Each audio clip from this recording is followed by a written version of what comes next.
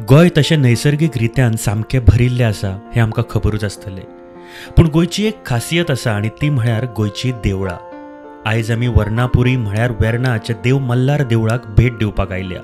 कितलेशाच वर्सां आदीं स्थापीत जाल्ले ह्या देवळाचे वास्तू आनी मंडप 22 ऑगस्ट 2022 ह्या दिसा समर्पण जातले.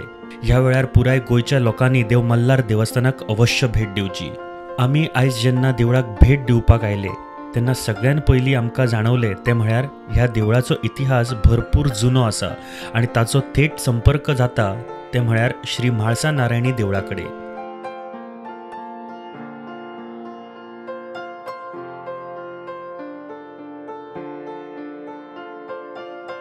देखून आमी पावले श्री म्हाळसा नारायणी देवस्थानान. हांगासर पावल्या उपरांत एक वेगळी शांतताय मेळटा. हांगासर येवपी भाविकांक एक स्पेशल ड्रेस कोड फॉलो करचो पडटा. गोंयच्या बऱ्यांतल्या बऱ्या देवळां पैकी हें एक सुंदर आनी आर्किटेक्चरल मायलस्टोन म्हणपाक हरकत ना. देव मल्हार आनी श्री म्हाळसा नारायणी देवळा बद्दल म्हाका आनीक जाणाजान घेवपाची उमळशीक आशिल्ली. देखून आमी थेट संपर्क केलो तें म्हळ्यार सर अभिजीत सादले हांकां.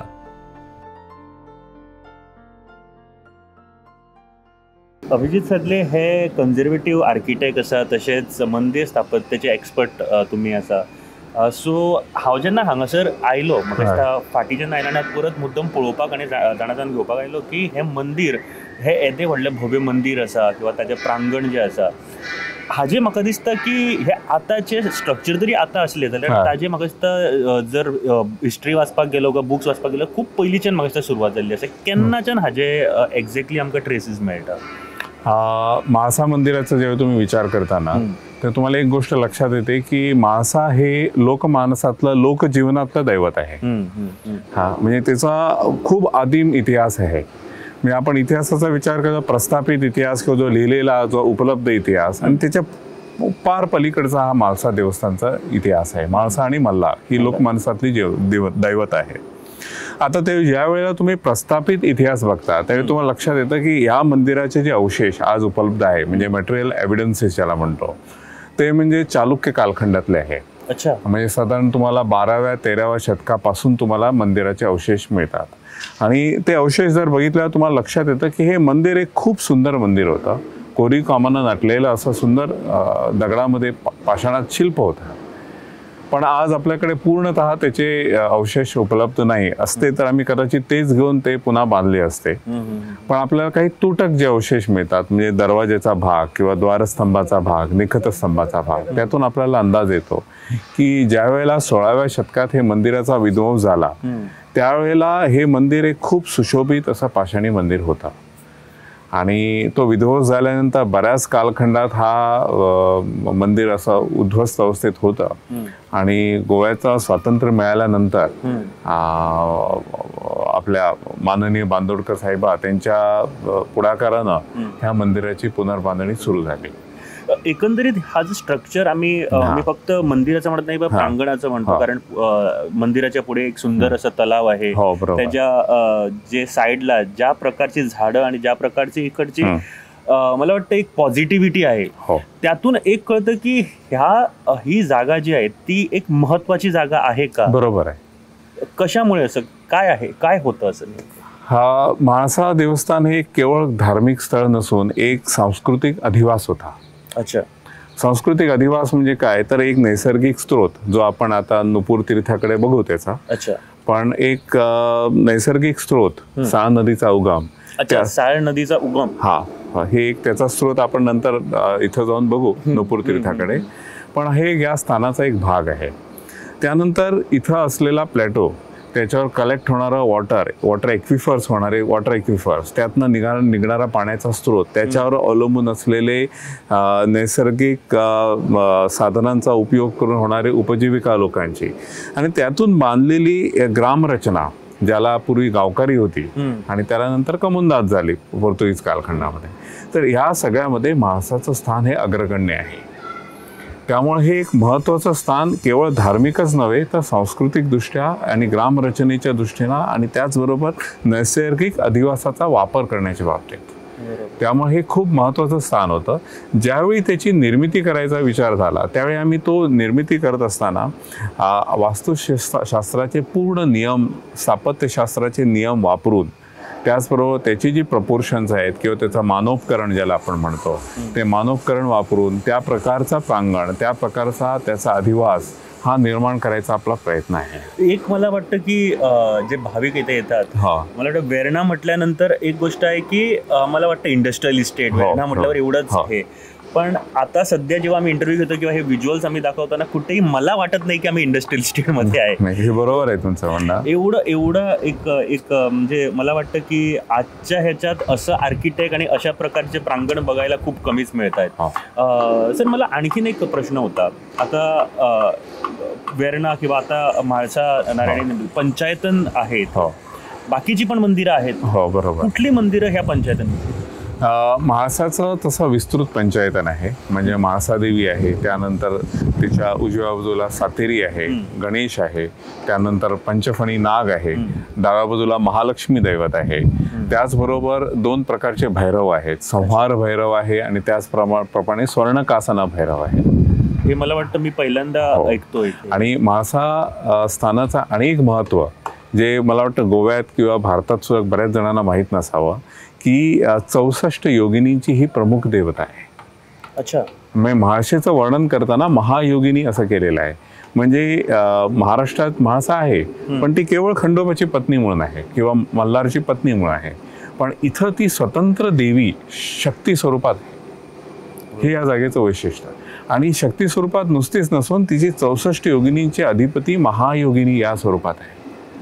त्यामुळे ते संदर्भ घेऊन मला वाटतं दक्षिण भारतातलं एकमेव योगिनींचं 64 योगिनींचं मंदिर हे वेर्णामध्ये स्थित आहे. आणि योगिनींची मंदिरं भारतामध्ये मोजक्याच 8-10 ठिकाणी आहेत. त्यातली जास्तशी ओरिसामध्ये आहेत, मध्य प्रदेशमध्ये आहेत आणि उत्तर प्रदेशमध्ये आहे. त्यामुळे तुम्ही विंध्याचलच्या खालच्या बाजूला तुम्हाला असा ऐतिहासिक संदर्भ असलेलं महायोगिनींचं मंदिर मिळणं हे दुर्लभ आहे. मुद्दाम मला वाटतं तुम्ही तिथं जाऊन ते बघावं. आणि 64 देवता तिथं त्या प्रस्थापित आहे. आणि या कामात मला माझी पत्नी, तीही आर्किटेक्ट आहे, तिनं या स्त्री देवतांचा बराच अभ्यास करून त्यांच्या मूर्ती साकारायला मदत केली, रश्मी साधले.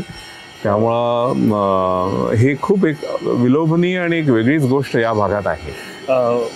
आता तुम्ही जसा उल्लेख केला की महाराष्ट्रामध्ये जेव्हा आम्ही देवीचा उल्लेख करतो तेव्हा मल्हार सुद्धा आणि मल्हार आणि म्हाळसा असं म्हणतात. मी इथे यायचं कारण म्हणजे आता 22 तारखेला जेव्हा जे मल्हार देवस्थान जे नवीन आणि जे प्रांगण जे लोकार्पण त्याच्या संदर्भात काही बघण्यासाठी म्हणून आलेलो आणि त्याच्यानंतर हे सगळे प्रश्न आणि तुमच्याकडे आम्ही पोहोचलो. मल्हार देवस्थान जे आता आहे त्याच्याबद्दल मला थोडं काही सांगा. मल्हार जे देवस्थान आज आहे, म्हणजे ज्यावेळी आम्ही म्हाळसा देवस्थानचं निर्माण सुरू झाला त्यावेळी तेवढ्या इंडस्ट्रीज नव्हत्या आणि आजूबाजूला पूर्ण पठार होता. आणि ज्यावेळी मी भारतातील म्हाळसा देवस्थान आणि मल्हार देवस्थान यांचा अभ्यास केला तेव्हा मला लक्षात आलं की ही मल्हार आणि म्हाळसा ही साधारणतः डोंगरावर स्थित ही मंदिरं आहेत. डोंगर किंवा पठारावर, ज्याला आपण पॅस्टोरल लँडस्केप म्हणतो, अशा स्वरूपाच्या अधिवासामध्ये ती स्थित आहेत. म्हणजे महाराष्ट्रातही आहेत, कर्नाटकातही आहेत, तामिळनाडूमध्येही आहेत आणि त्याचप्रमाणे आंध्र प्रदेशमध्येही आहेत. तर ते शोध घेताना आम्हाला मल्हारचं जुनं लिंग वगैरे हे सापडलं. जुनं मंदिर होतं, उद्ध्वस्त स्वरूपामध्ये होतं. आणि मधल्या कालखंडात मला वाटतं कुणीतरी इंडस्ट्रीमधले ते मंदिराचा जीर्णोद्धार केला होता थोडाफार. कुणी केला माहीत नाही, अज्ञात व्यक्तीनं त्याचा जीर्णोद्धार सुद्धा केला.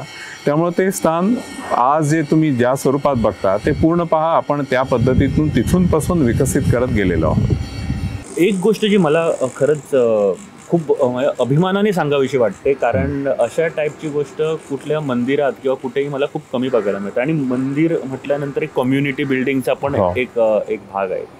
इथे स्कूल आहे, शाळा आहे आणि मला वाटतं one of the best school गोव्यामधलं इथे आहे. ते स्कूलबद्दल मला आधी सांगा की कसं काय त्याचं काम आहे, काय आहे तसं. ज्यावेळी आम्ही म्हाळसा देवस्थानचा क्षेत्राचा पुनरुद्धार करायचा ठरवला तेव्हा सुदैवानं त्याच्या वाटचालीमध्ये खूप प्रारंभापासून मला भाग घेता आला. त्यामुळं केवळ मंदिर वास्तुरचना नाही तर त्याच्या मागचा एक आउटलुक किंवा त्याच्या मागचं एक विजन किंवा त्याच्या मागचा एक दृष्टिक्षेप की मंदिर म्हणजे काय, भारतीय जनमानसामध्ये मंदिराचं स्थान काय होतं आणि आजच्या बदलत्या परिस्थितीमध्ये काय असावं. कारण खूपदा मंदिर हे एक संस्थान किंवा एखाद्या ठराविक समाजाचं किंवा एका ठराविक समूहाचं एक केंद्रस्थान एवढंच न होता किंवा नुसती कर्मकांड होतात असंही नव्हतं. कर्मकांड ही आपल्या धर्माला आवश्यक आहेत, पण केवळ त्याच्यामध्ये सीमित न राहता मंदिर हे एक राष्ट्र निर्मितीचं केंद्र. आणि आपण केव्हाही बघताना भारत मातेला दुर्गा स्वरूप बघितलेला, म्हणजे अगदी आदिम काळापासून आपला उल्लेख दुर्गेचा आहे तो ती भारती मा असा अर्थानं आलेला आहे. तर हिला बघत असताना देवीला आम्ही ते एक भारत मातेचं प्रतीक अशा स्वरूपात बघतो, राष्ट्र स्वरूप बघतो. त्यामुळे ह्या गोव्यातील एकमेव मंदिर आहे जिथं भारत मातेचं मंदिर आहे. अच्छा, इथं एक छोटंसं भारत मातेचं मंदिर आहे आणि त्याचबरोबर विवेकानंद हॉल आहे आणि तिथं आपला राष्ट्रध्वज लावला जातो आणि हे एक महत्त्वाची एक जागा आहे. आणि त्याचबरोबर हे करत असताना राष्ट्रनिर्मिती समाज निर्मिती म्हणजे काय, तर आपल्याला नवीन पिढी घडवायची आहे. तर नवीन पिढी घडवताना आदर्श पद्धतीनं कसं शिक्षण देता हवं, त्यामुळं शिक्षण पद्धती किंवा शिक्षण संकुल ह्या मंदिराचा एक अविभाज्य भाग आहे.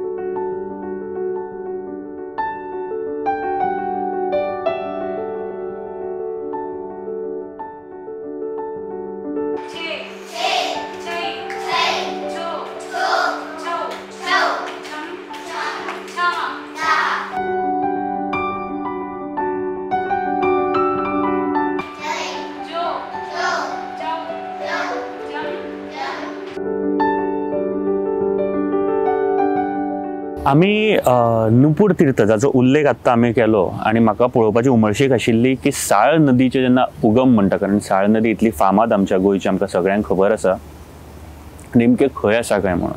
आणि येदे व्हडले industrial estate, Verna industrial estate आमी म्हणटा, मेजर कंपनीज हांगासर आसा, इंडस्ट्रीज हांगासर आसा. सो ह्या सगळ्या भितूर अशा तरेची वास्तू म्हळ्यार मल्हार देवस्थान जेचे आमी आतां लायव्ह 22 तारखेक पळयतले लोकार्पण जाताना, तशेंच जी म्हाळसा नारायणी टेम्पल आसा, येदे व्हडलें प्रांगण आणि मदोमद अशा तरेचे जे वास्तू हांगासर आसा ते पळोवन खरेंच खूब बरें दिसता.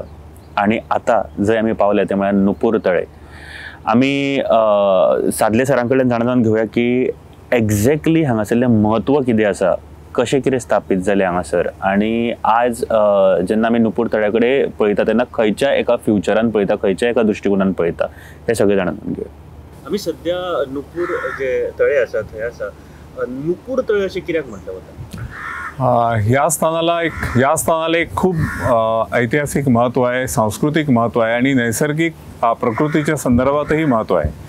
की म्हाळसा आणि मल्हार ही दोन दैवतं लोकमानसातली दैवतं आहेत, लोकजीवनातली दैवतं आहेत आणि ती साधारणतः पेस्टोरल लँडस्केप म्हणजे ज्याला आपण पठार वगैरे अशा भागामध्ये आढळतात, महाराष्ट्र म्हणा, कर्नाटक म्हणा, तामिळनाडू. तर गोव्यामध्ये हे जे पठार आहे, या पठारातल्या या ज्या जलस्रोताला नुपूर तीर्थ म्हणून ओळखलं जातं. याचं कारण असं की म्हाळसा देवीचं ज्यावेळी इथं अवतरण झालं या जागेला, त्यावेळी तिनं पदाघात केला, आपल्या पायानं हलकेच जमिनीला पदाघात केला आणि त्यावेळी तिचा नुपुराचा आवाज झाला आणि तिथून जे पाणी निर्माण झालं किंवा जलस्रोत निर्माण झाला त्याला नुपूर तीर्थ असं म्हणतात. आणि हे नुपूर तीर्थ हे महत्त्वाचं अशासाठी आहे की हा साळ नदीचा एक उगम आहे. म्हणजे साळ नदीला जे अनेक फिडर नाला जातात त्यापैकी हा प्रमुख एक फिडर नाला आहे आणि त्या दृष्टीनं अख्ख्या भारतामध्ये तुम्हाला लक्षात येतं की नदीचं पूजन केलं जातं आणि शक्यतो तिथं एक शिवलिंग असतं किंवा कुठल्या तरी देवी स्वरूपात तिचं पूजन केलं जातं. तर त्या दृष्टीनं ही एक गोव्यातील एकमेव अशी जागा आहे. असं म्हणतात की हे जे तलाव आहे ते कधी सुखत नाही, त्याचं पाणी कधी कमी होत नाही. तर हे तलाव मी तुम्हाला मगाशी म्हटलं त्याप्रमाणे त्याला एक दैवी महत्त्व आहे, तसं त्याचा नैसर्गिक अधिवासामधला एक नॅचरल इंडिकेटर आहे की या पठारावर जी विपुलता पाण्याची निर्माण केली देवीच्या कृपेनं त्याची एक ते चिन्ह आहे. त्यामुळं हा तलाव जो आहे किंवा हे जे तीर्थस्थान आहे हे कधी आटत नसतं आणि बराच काळ राहतं. आता आपण या पठारात अनेक बदल घडवून आणलेले आहेत, मोठी इंडस्ट्रियल एरिया आहेत, त्यांचे बोर्स आहेत, त्यामुळे काही वेळेला थोडा फरक पडतो पण सर्वसाधारणपणे इथे पाणी आटत नाही. लोकेशन कुठे आहे, म्हणजे म्हाळसा नारायणी टेम्पल कडून थोड्याच अंतरावर आहे हे? हे म्हाळसा नारायणी देवळापासून साधारण 1 किलोमीटरभरच्या परिसरात आहे आणि इथून जो नुपूर नाला सुरू होतो किंवा नुपूर जलस्रोत जो निर्माण होतो तो इथून स्ट्रेट जाऊन पुढं जाऊन सरळ जाऊन म्हाळसा देवीच्या तिकडनं त्याच्या तीरावरच म्हाळसा देवीचं जुनं स्थान आहे. म्हणजे हा नुपूर हा सगळ्यांना जोडत असा जातो. मला एक सांगा, इथे स्ट्रक्चर समजा बघितलं तर छोटंसं तलाव आहे, त्याच्या साईडला एक छोटंसं देवीचं किंवा एक घुमटी कशी आहे? हो. काय स्ट्रक्चर आहे? ह्या नुपूर तीर्थ म्हणजे साधारण पाण्याचा जलस्रोत आहे, त्यामुळे त्याला पायऱ्या असून खाली पाणी आहे, त्याला जुनी फरसबंदी आहे आणि त्याच्याच उजव्या बाजूला किंवा आपण जेव्हा प्रवेश करतो आपल्या डाव्या बाजूला एक छोटीशी घुमटी आहे, जिथं देवीनं ज्यावेळी पदाघात केला ते देवीच्या पायाचे ठसे त्या दगडावर उमटले होते. तर तो दगड, मूळ दगड हा तिथं आहे. आता त्याच्यावरच एक शिवलिंग स्थापन झालेलं आहे आणि पूर्णतः जलात असं असलेलं हे शिवमंदिर एक खरोखर सुंदर दृश्य आहे आणि ती ही घुमटी आहे. ह्याच्या जरा साईडला एक मारुतीचं पण मंदिर आहे. काय नेमकं? तर हे ज्या वेळेला आम्ही याचं उत्खनन म्हणा किंवा याचा शोध मोहीम घेतली तेव्हा आम्हाला इथे एक जुन्या मंदिराचे, त्रिकुटाचल मंदिराचे अवशेष सापडून आले. म्हणजे इथं एक 3 देवतांचा समूह अशा स्वरूपात एक मंदिर होता. तर ती देवता कुठल्या, तर एक कालभैरव होता, दुसरा हनुमान होता आणि तिसरा म्हणजे परशुराम होते. परशुरामाची मोजकी जी मंदिरं गोव्यामध्ये आहेत किंवा या किनारपट्टीत आहे त्यापैकी हे एक मंदिर आहे आणि या मंदिर पद्धतीला त्रिकुटाचल पद्धत म्हणतात. 3 गर्भगृह एका मंदिरामध्ये असतात. तुम्ही जे सांगितले परशुराम किंवा बाकीचे, ते मला वाटतं म्हाळसा टेम्पलच्या प्रांगणात आहे. हनुमान मंदिर इथे कसं काय? हनुमानाचा इथं जुना संदर्भ होता पूर्वीपासून, म्हणून त्याची निर्मिती केलेली आहे. कारण हनुमान हा सर्वसाधारणतः पुन्हा मी म्हणतो हनुमान हा डोंगरावर माळरानावर असा पूजलेला दैवत आहे आणि जसे लोकसमूह एकत्र झाले तेव्हा त्यांचे दैवत घेऊन ते एकत्र आले आणि त्यांनी ते एका ठिकाणी स्थापन केलं.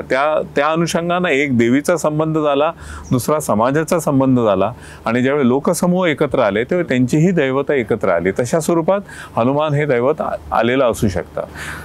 इथे तुम्ही आता आम्ही पाण्याच्या संदर्भात बोलतो, मला वाटतं देवस्थानाचा आणि एक मेजर प्रोजेक्ट वॉटर हार्वेस्टिंग, खूप कामं ऑलरेडी सुरू केलेली आहे लोकांपर्यंत. काय आहे एक्झॅक्टली? ज्यावेळी आम्हाला लक्षात आलं की म्हाळसा क्षेत्राचा एक प्रमुख संदर्भ हा जलस्रोताशी येतो आणि त्यामुळे आम्ही याचा असा विचार केला की या जलस्रोताचं नीट नियमन करून त्याचा वॉटर मॅनेजमेंट सिस्टम एक तयार करावी.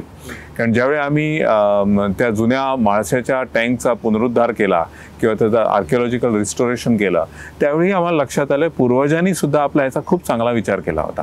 कारण मूळ तलाव होता, तलावाच्या आतनं त्याला जोडण्या होत्या, शेजारच्या बॅलन्सिंग टँक्स या स्वरूपात त्यांनी त्या विहिरींचा वापर केला होता. त्यामुळे तो मूळ टँक, त्याला कनेक्ट असलेल्या विहिरी आणि त्यातून निघणारा जो उत्सर्ग पाण्याचा आहे तो त्या पुन्हा या नुपूर नाल्यात येत होता. तर या सगळ्याचा विचार करून आम्ही एक इंटिग्रेटेड वॉटर मॅनेजमेंट सिस्टम अशी डेव्हलप करायचं ठरवलेलं आहे आणि त्या दृष्टीने आमची मार्गक्रमण चालू आहे. त्याचा एक भाग म्हणजे इथं हा जलाशय जो म्हाळशीचा आहे इथं चांगला त्याचं संवर्धन करणे, त्याचबरोबर अनेक टप्प्यामध्ये याचं संवर्धन करणे जेणेकरून आपण एक आदर्श पुढच्या पिढीला घालून देतो की आपण जलव्यवस्थापन हा सुद्धा नैसर्गिक किंवा सांस्कृतिक किंवा धार्मिक अधिवासाचा एक महत्त्वाचा अंग आहे.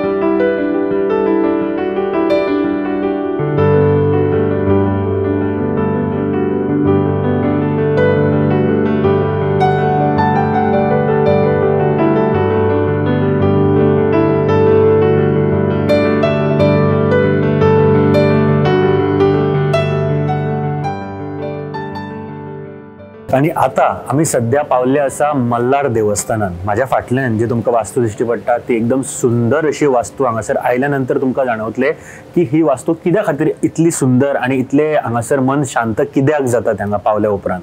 एक सुंदर वास्तून जेन्ना येता तेन्ना खऱ्यांनीच मनांतल्यान एक खोस भोगता. आणि ते नेमके हांगासर आयज जेन्ना शूट करपाक आमी हांगासर आयिल्ले कडेन आमकां हांगासर फील जाता. आमी जायते हांगासर जे कमिटी मेंबर्स आसा तशेंच सुहास वेर्णेकर जे सेक्रेटरी आसा तांचे कडेन उलयतले. 22 तारखेक नेमको प्रोग्राम कितें आसा, कसो आसतलो प्रोग्राम हाज्या बद्दल जाणून घेतले. तशेंच आनी सादले सर जे आसा तांचे कडेन सुद्दां उलयतले की कितें म्हत्व आसा ह्या टेम्पलाचें, कशें कितें हांगासर हे टेम्पल जाले, कशें कितें अस्तित्वात आयले हाज्या बद्दल सुद्दां उलयतले आमी. श्री मल्हार तिची ओळख म्हाळसाकांत मल्हार म्हणून आहे. हे त्या दोघांमधलं एक अतूट नातं आहे. आणि मल्हार देऊळ जो आज तुम्ही बघता तो पूर्ण सगळ्या बाजूनी इंडस्ट्रियल प्रोजेक्ट्सनी किंवा औद्योगिक प्रकल्पांनी वेढलेला आहे. तर तुम्ही एक 600, 700, 800 वर्षापूर्वीचं जर बघितलं तर हा एक मोठं विस्तीर्ण पठार होतं. अनेक छोटे छोटे पाणथळ भाग होते, तिथं भाविक शेती करायचे. आणि त्याचप्रमाणे ही जी 2-3 देवस्थानं आहेत ती अशी थोडीशी विखुरलेल्या स्वरूपात पूर्ण पठारावर होती. त्यात हे मल्हारचं जे देवस्थान आहे ते पुरातन देवस्थान, जसं म्हाळसा देवस्थान पुरातन आहे किंवा नुपूर तीर्थ पुरातन आहे तसंच पुरातन देवस्थान. ज्यावेळी म्हाळसा देवस्थानचा पुनरुद्धार सुरू होता मंदिराचा, त्यावेळी मी अनेकदा या पठारावर फिरत नवीन नवीन अवशेष हुडकण्यासाठी फिरत असो. त्यावेळी मला इथं मल्हाराचा अवशेष सापडले. तर ते जुन्या मंदिराचे मल्हार मंदिराचे अवशेष होते. त्याला नवरंग शिला होती, एक छोटंसं गर्भगृह होतं आणि लिंग होता. प्रारंभीच्या काळात काय झालं तर मंदिराच्या सगळ्या व्यवस्थापकांनी किंवा समिती महाजनांचा पूर्ण फोकस हा मूळ मंदिर उभा करण्यामागं होता. त्यामुळे इथं थोडा काळ तेवढं लक्ष दिलं गेलं नाही. त्यामुळे भाविकांनी आपल्या पद्धतीने त्याचा थोडाफार विकास केला. आणि त्या विकासात अनेक जुने ठेवे आहे ते काढून त्याप्रमाणे एक छोटेखानी मंदिर निर्माण केलं. ज्या वेळेला म्हाळसा मंदिर निर्माण झालं आणि म्हाळसा मंदिरांनी सगळ्या व्यवस्थापन बघायला सुरुवात केली, त्यावेळी त्यांना लक्षात आलं की मल्हार देवस्थानचा जीर्णोद्धार आणि पुनरुद्धार करणं आवश्यक आहे. त्या पद्धतीनं त्याला आपले श्री कमलाक्षजी यांनी मोठा पाठबळ दिल्यामुळे आज हे एवढा मोठ्या स्वरूपात प्रकल्प तयार झालेला आहे. तर मल्हारची अनेक खासियत सांगतो आपल्याला की मल्हार हा देव असा आहे की तो शिवस्वरूप असल्यामुळं त्याचा वाहन एक नंदी आहे. दुसरा, तो मार्तंड भैरव स्वरूपात असल्यामुळं त्याच्याबरोबर वाहन कुत्रा आहे. आणि तो स्वतः योद्धा असल्यामुळं घोडा हे त्याचं एक वाहन आहे. त्यामुळे याला 3 वाहनं दिसणारा हा शंकराचं एक अनोखं स्वरूप आहे. 22 तारखेला कुठला सोहळा काय? 22 तारखेला हा जो पूर्ण प्रकल्प आहे तो श्री मल्हार चरणी, श्री म्हाळसा चरणी हा अर्पण करण्याचा हा सोहळा आहे. तर श्री कमलाक्ष नाईक यांनी मोठ्या त्यांच्या दातृत्वानं हा प्रकल्प उभारलेला आहे. मंदिर समिती, मंदिर महाजनी, मंदिर देवालय ट्रस्ट यांच्या मदतीनं हा प्रकल्प उभारला गेलेला आहे. आणि 22 तारखेला याचं ईश्वरार्पण म्हणजे ईश्वराला अर्पण करणार आहेत त्याचा हा सोहळा आहे. आम्ही सध्या मल्हार देवस्थाना जे आसा थंय आसा आणि आमच्या बरोबर एक मानेस्त आसा. आमच्या बरोबर सेक्रेटरी जे श्री म्हाळसा नारायणी देवालय आणि अनुषंगिक पंचायतन हांचे सेक्रेटरी सुहास वेर्णेकर बाबा. Sir, welcome to the show. नमस्कार. नमस्कार सर. 21 आणि 22 तारखेक भव्य असे प्रोग्राम हांगासर जावपाचे आसा. आमी सकाळच्यान हांगासर आशिल्ले. मेन म्हळ्यार आमकां एक उत्सुकता आशिल्ली की कितें हे देवळाचे हिस्ट्री आसा ती म्हाकाय जाणून घेवपाचें आशिल्लें, कारण हांव हांगासर पळोवपाक म्हणून आयिल्लो जस्ट. म्हाका तुमी 21 आणि 22 तारखेक आतां प्रोग्राम आसा अशें म्हाका खबर आसा. कितें आसा नेमको प्रोग्राम? 21 तारखेक जायांची पुजा हो आमचो वार्षिक सार्वजनीक जायांची पुजा जाता. ह्या जायांच्या पुजेक सकाळचा सांज पर्यंत विविध धार्मीक विधी तसेच सांस्कृतिक कार्यक्रम आम्ही आयोजित केल्ले आसात. खास म्हणजे या जायांच्या पुजेक आम्ही कमीत कमी एक 8 लाखांची जायो म्हणून आम्ही सजावट करतात.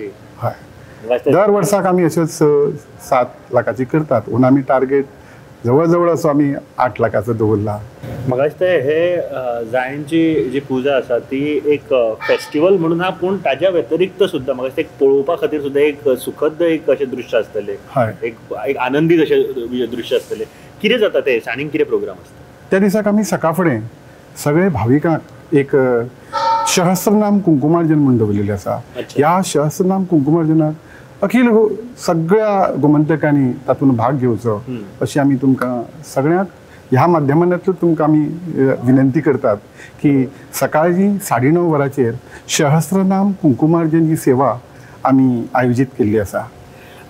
21 तारखेक जायची पुजा जातली सांजची. म्हाका दिसता 5:30 हे सारखे तुमकां पुजा बिजा सारखी पळोवपाक मेळटली. हय. तशेंच सांजचो एक सांस्कृतीक कार्यक्रम आसा. हां. युवा स्वरनाद परवरी हांचे बरे कलाकार हे संगीत एक सुगम संगीताचो कार्यक्रम सादर करतले. तुमकां सगळ्यांक तो संगीताचो आस्वाद घेवचो अशी आमी तुमकां विनंती करतात. एक खास हायलायट आसा ह्या वर्साची, ती म्हळ्यार ही जी वास्तू आसा मल्हाराची ती 22 तारखेक, कारण सोमार आसा आनी श्रावणूय चालू आसा. म्हाका दिसता हे सोहाळो, अर्पण सोहाळो आसा.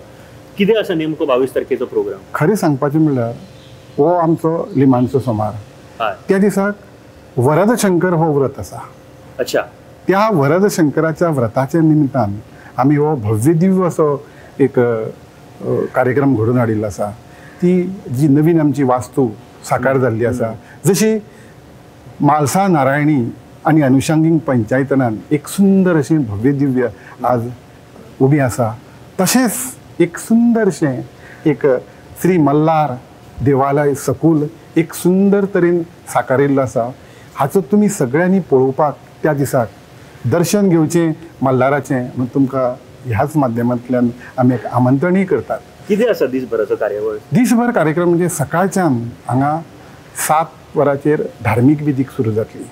ताजे नंतर परत हांगा सगळ्यांक स्वहस्ते मल्हाराचो अभिषेक करपाक सगळ्या गोंयच्या भाविकांक लाभ आसा. सगळ्यांनी तो लाभ प्रत्येकानी येवन हांगा देवाचो मल्हार देवाचो अभिषेक स्वहस्ते करचें अशी तुमकां आमी परत एकदा नम्रतेची विनंती करतात. म्हाका खूब बरी संदी आसा आनी तशेंच म्हाका खूब बरें दिसता जेन्ना ह्या अशे जेन्ना कमिटी मेंबर्स आसता, जेन्ना लोकांक खातीर काम करता आनी सदांच विचार करतना आपल्या समाजा खातीर कितें बरें जाय हो विचार करता. तांचे स्कूल म्हणा, वॉटर हार्वेस्टिंग, हे तांचे जे आतां देवळाचे हेज्या भायले जे प्रोजेक्ट्स आसा ते तोखणाय करपा सारके आसा. सांजचो परत दुसऱ्या दिसा सांस्कृतीक तसोच कंटिन्यू आमचे महाआरती जातली 12:30. महाआरती जाता आमचो महाप्रसाद आसा. सगळ्यांनी त्या महाप्रसादाचोय लाभ घेवचो. तशेंच सांजचे 4 वरांचेर परत सांस्कृतीक कार्यक्रम हांगा सादर जातलो. ह्या सांस्कृतीक कार्यक्रमाक 4 वरांचेर श्री ज्ञानेश्वरी गुरुदत्त महिला मंडळ मडगांव हांचो सत्संग जातलो. ताजे नंतर एक खास कार्यक्रम जातलो की आज हांगा भव्य दिव्य सकूलाचो आमी समर्पण सोहळा करतात. समर्पण सोहळा की असो की ताका आमी पयलींच म्हणलां की श्री मल्हार सभा मंडप तशेंच वास्तूचो समर्पण सोहळा ह्या निमतान आमी एक खास संगीत कार्यावळ दवरिल्ली आसा. श्री गुरुदत्त प्रस्तुत मारझोळ हांचे वतीन तो आमी सादर करतले. हातून बरे बरे गोंयचे कलाकार एक सारेगमाप फेम गायक तशेंच गायिका हांगा संगीताचो सुगम संगीताचो कार्यक्रम सादर करपाचे आसात. ह्या संपूर्ण कार्यक्रमाची तुमी सगळ्यांनी आस्वाद घेवचो अशी परत तुमकां आमी कळकळीचें आमंत्रण दितात. बरोबर. म्हाका दिसता ही जी वेळ आसा म्हाका दिसता 21 आनी 22 तारखेक, आनी खास करून 22 तारखेक सरान जशें सांगलें की हांगासर तुमकां अभिषेक सोय करपाक गावतले. एंड समर्पण सुवाळो जो आसा ताज्या खातीर नेमके तुमी येवचे इतलेच तुमचे कडेन मागता. कारण हे वास्तू तुमी जे पळयतात ती म्हाका दिसता one of the best temple, म्हणजे बाकीची देवळां जी बरी बरी आसा तातूंतलें एक हे बरें टेंपल म्हणपाक शकता तुमी. आनी इतली सुंदर अशी वास्तू हांगासर पळोवपाक तरी नक्की येवचें Malhar temple at Verna. Sir thank you very much. देव बरें करूं. देव बरें करूं. थँक्यू. जय म्हाळसा, जय मल्हार.